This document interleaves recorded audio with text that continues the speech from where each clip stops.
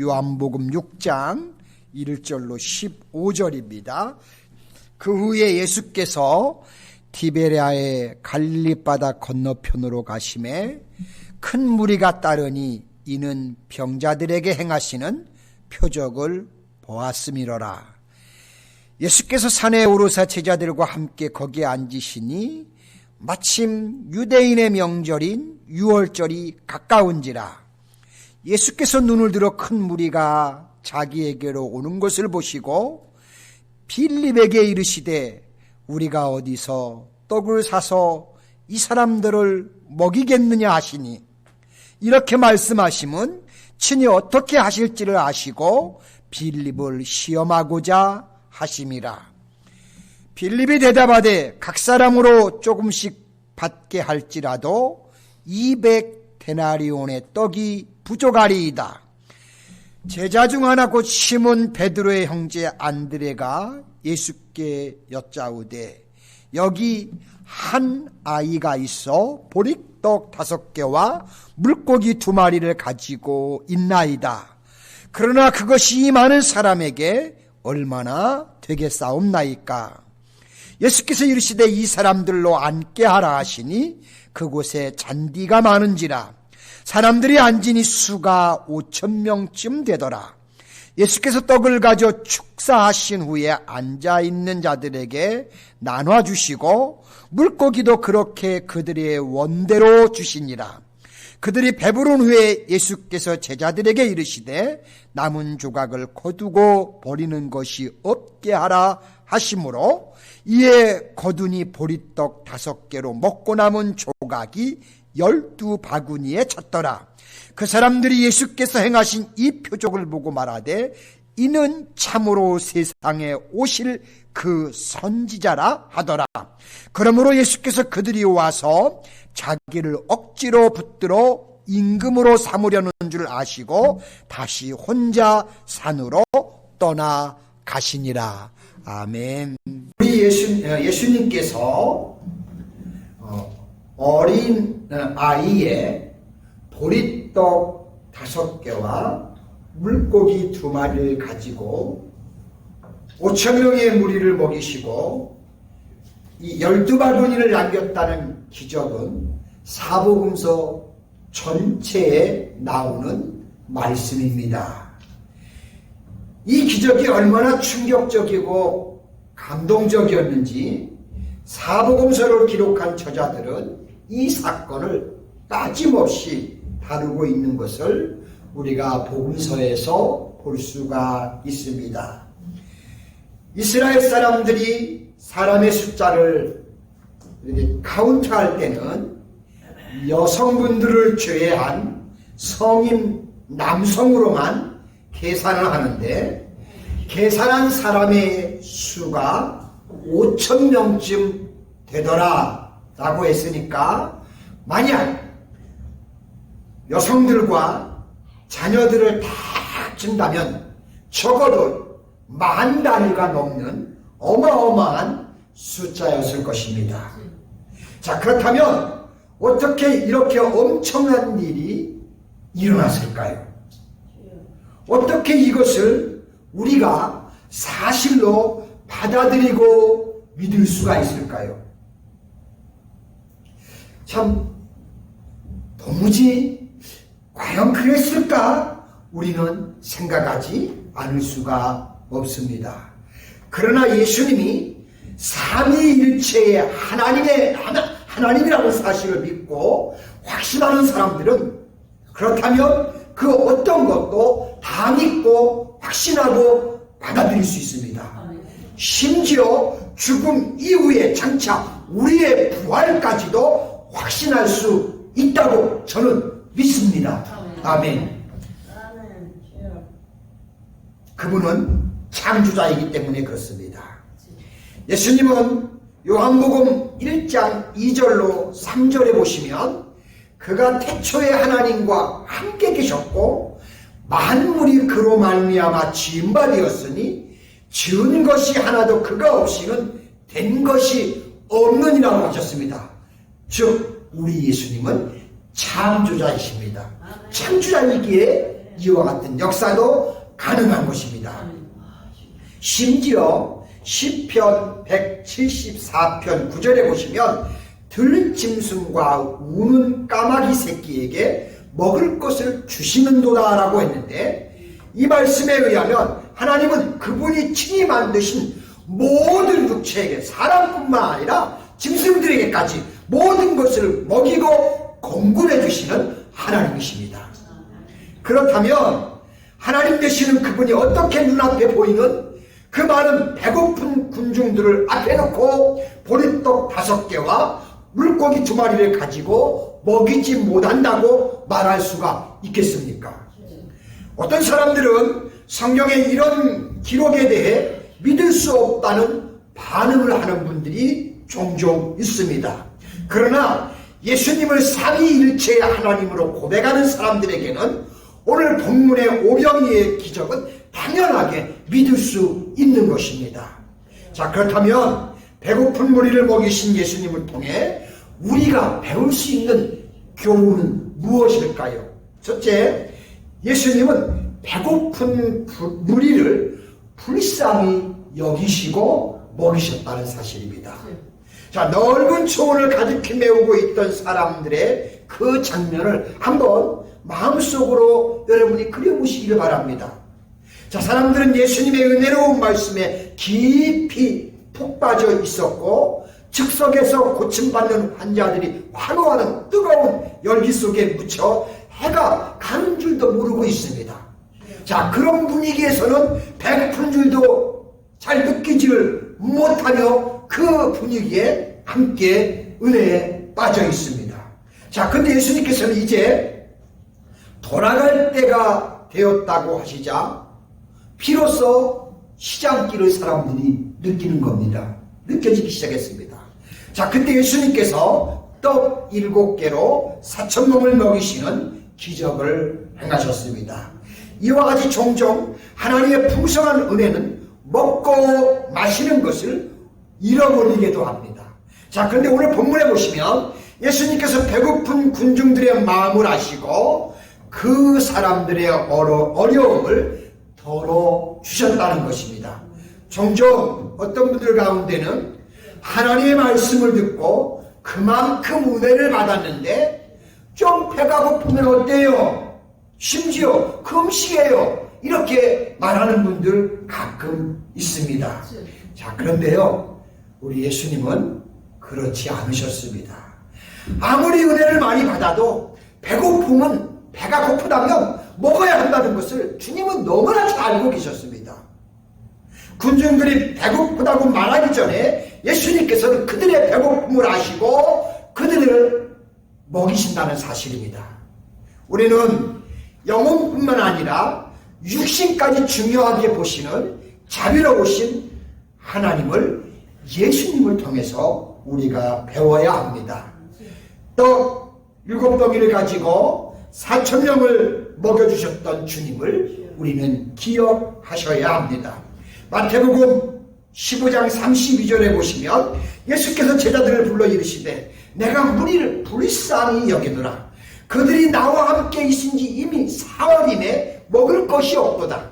길에서 지진할까 하여 굶겨 보내지 못하겠노라고 그렇게 말씀을 하셨습니다. 여러분, 우리 예수님이 얼마나 인자하시고 자상하신 주님이신가를 우리가 느끼지 않을 수가 없습니다. 그렇다면 우리도 연약한 사람들을 주변에서 볼 때 또한 그들을 긍휼히 여길 수 있는 사람들이 될 수 있기를 소망합니다. 두 번째, 장담하면 안 됩니다. 자, 보리떡 5개로 큰 무리를 먹이시는 예수님을 보면서 또 깨닫는 진리가 하나 있습니다. 우리가 먹고 마시는 모든 것이 하나님의 손에서 나온다는 것입니다.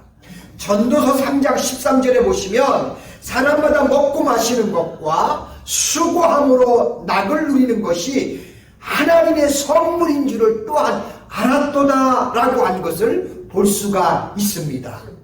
요즘처럼 풍요로운 세대를 사는 우리에게는 먹고 마시는 문제가 옛날처럼 절실하게 마음에 다 맞지 않는다고 할지도 모를 것입니다.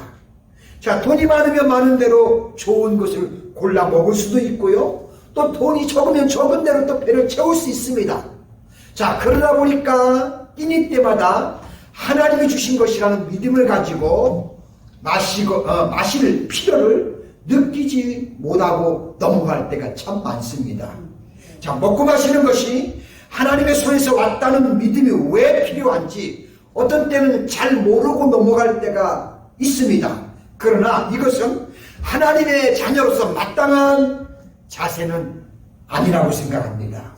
우리 가운데 이런 풍요로운 세상을 살아갈 수 있을 거라고 장담할 수 있는 사람은 어떤 누구도 아무도 없습니다. 사람이 살다 보면 입에 풀칠을 해야 하는 일로 하루하루를 넘겨야 하는 절박한 상황도 우리가 만날 수 있습니다. 사람의 일이 일어나는 것은 누구도 장담할 수가 없습니다. 그러므로 우리 믿음의 사람들은 하나님의 은혜를 망각하는 교만한 사람들이 되면 절대 안 된다는 것을 우리는 배우고 기억해야 할 줄로 믿습니다. 세 번째는 일용할 양식은 하나님의 손에서 얻습니다. 자, 성경을 읽다 보시면 인류의 미래가 결코 밝지 않다는 것을 여러분은 잘 아실 겁니다. 물질적으로 풍요해지면서 인간이 더 악해질 거라고 예언을 하고 있습니다. 세계적인 기근과 지진과 전쟁과 대화할 날이 우리를 기다리고 있다는 경고를 성경에서 볼 수가 있습니다. 언젠가는 인간이 의존했던 모든 것을 송두리째 빼앗기는 날이 온다는 것을 성경 말씀의 경고를 통해 우리는 통보를 받고 있습니다. 그러므로 우리는 배고픈 무리를 손수 먹이시는 예수님을 통해 일용할 양식이 전적으로 하나님의 손에서 온다는 것을 입술로 우리가 순간순간 고백할 수 있어야 합니다. 우리의 일용할 양식은 하나님의 손에서 나옵니다. 그분이 거두시면 우리는 모든 것을 한순간에 잃어버릴 수 있습니다. 우리가 지금처럼 풍요로운 생활을 누리고 있을 때 하나님이 주셔서 먹고 마신다는 확실한 믿음을 우리는 가져야 합니다.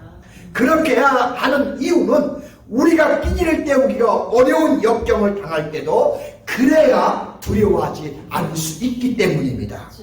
여러분, 부유할 때 먹이시는 하나님이시라면 가난할 때에도 먹여주신다는 것을 의심하지 아니하고 믿을 수 있기 때문입니다. 형통할 때에 하나님이 주시는 은총을 믿지도 의지하지도 않는 사람이 어떻게 그러면 가난할 때 어려울 때 그분의 손길을 의지할 수 있겠습니까? 저와 여러분들은 항상 모든 것이 하나님으로부터 임한다는 것을 기억하고 믿으면서 그분께 감사하는 우리의 믿음이 될 수 있기를 소망합니다. 네 번째는 진정한 감사가 기적을 낳습니다. 오늘 본문 6장 11절에 보시면 예수님께서 떡을 가져 축사하신 후에 앉아있는 자들에게 나눠주시고 물고기도 그들에게 그들의 원대로 주시니라고 하셨습니다. 자, 예수님께서는 떡과 물고기를 손에 들고 하늘을 향해 축복하시고 감사 기도를 했습니다. 이 중에 보리떡은 유대 나라에서 가장 값이 싼 음식 가운데 하나였습니다. 그래서 주로 이건 가난한 사람들이 많이 먹었다고 합니다. 웬만큼 살만하면 안 먹었습니다. 부잣집에서는 주로 보리를 거의 다 가축에게 먹이로 주는 사료로 사용을 했다고 합니다. 자, 그리고 물고기 2마리를 가지고 와서 드렸다고 했는데, 자, 굴비 2마리를 들고 온 것처럼 생각하시면 안 됩니다. 이것은 갈릴리 바다에서 흔하게 잡히는 피라미, 멸치 같은 아주 작은 생선이었습니다. 자, 메마른 보리떡을 입에 넣으면 목에 걸려가지고 이것이 잘 넘어가지를 않습니다. 그래서 소금에 절인 작은 물고기를 밑반찬으로 곁들여서 싸가지고 온 겁니다. 자, 그렇다면 이 보리떡이나 물고기가 얼마나 초라한 음식이겠습니까? 자, 이런 것들이 과연 감사거리가 되겠습니까? 자, 그럼에도 불구하고 예수님께서는 이것을 가지고 하나님께 감사를 드렸습니다. 과연 이것이 무슨 교훈일까요? 아무리 초라한 음식이라도 먹을 때마다 하나님을 기억하게 되고 감사해야 된다는 것입니다. 아무리 메마른 떡 조각이라도 감사 없이 우리의 입에 그냥 넣어서는 안 된다는 것입니다. 놀라운 사실은 이 보리떡 5개와 물고기 2마리는 예수님께서 하나님께 기도한 이후에 주님의 손에 의해서 5,000명이 배불리 먹고 12마리를 남기는 기적이 일어났다는 사실입니다. 이와 같이 감사를 잊지 않은 사람의 손에서는 아무리 그것이 보잘것 없는 것이라 할지라도 하나님의 놀라운 기적을 일으킬 수 있다는 것을 주님이 친히 보여주시고 우리에게 가르쳐 주신 것입니다. 사랑하는 성도 여러분, 우리가 작은 빵 한 조각을 들고서도 감사하면 모든 식구가 건강하게 먹으며 축복을 누릴 수가 있습니다. 남편이 들고 오는 얇은 얼룩 봉투라 할지라도 그것을 손에 들고 감사하면 모든 가족이 함께 쓰며 모자람이 없도록 하나님이 놀랍게 은혜를 베풀어 주시고 채워 주신다는 사실입니다. 고린도후서 8장 15절에 보시면 기록된 것 같이 많이 거둔 자도 남지 아니하고 적게 거둔 자도 모자르지 아니하리라 라고 하신 말씀처럼 그와 같은 놀라운 축복이 감사하는 사람들에게 함께 한다는 사실을 우리는 기억하면서 저와 여러분들의 가정에 늘 모자람이 없도록 축복하시는 하나님의 넘치는 역사가 항상 함께 하시기를 주님의 이름으로 간절히 축복합니다. 기도합니다. 은혜로우시고 자비로우신 하나님 고맙고 감사합니다. 오늘은 어린아이의 손에 들렸던 작은 보리떡 5개와 물고기 2마리를 통해서 하나님께서 먹이시는 이 놀라운 역사를 보면서 하나님 우리에게 있는 작은 것일지라도 감사하며 주님 앞에 보일 때 주님이 우리의 삶을 모자라지 않게 하시고 부족하지 않게 하시고 우리의 삶을 넉넉하게 하신다는 이 놀라운 진리를 우리가 기억하면서 매사에 작은 것일지라도 있는 것에 감사함으로 그 감사가 기적을 낳음으로 우리의 삶이 부유하고 풍족하고 부족하지 않는 삶이 되기를 아버지 날마다 우리의 삶을 통해 우리도 경험하면서 하나님의 은혜로 우리 남은 생을 살기를 소망합니다. 하나님 이런 축복이 우리 모두에게 임하도록 날마다 역사해 주시고 함께 해주셔서 우리의 입으로 주님 내가 주님 때문에 부족하지 않습니다. 내 잔이 바위처럼 넘치나이다 라고 이렇게 우리의 입으로 하나님을 고백하는 아버지 우리의 삶이 되게 축복하여 주시옵소서. 감사드리고 예수님의 거룩하신 이름으로 기도드리옵나이다. 아멘.